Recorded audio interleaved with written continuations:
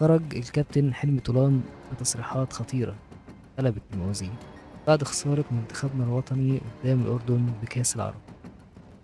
كانت مجمل تصريحاته إنه اتكلف من اتحاد الكرة إنه يجهز فريق كامل خلال فترة إعداد 3 شهور، وخلال الفترة دي قابلته مشاكل كتير، منها حرمانه من بعض اللاعبين المميزين، وده كان بفعل فاعل. بالإضافة إنه كان متبلغ بإنها بطولة ودية وليست رسمية. كده بعد مهزلة خسارة المنتخب دي تعتبر البطولة الثالثة اللي نخرج بيها من الأدوار الأولى، أولهم الكابتن أسامة نبيه وأحمد الكاس، ومؤخرا حلمي طولان. يعني كده خروج صفري بكل المقاييس.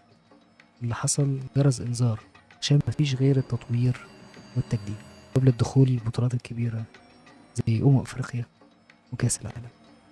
متنساش سبسكرايب، لايك، شير.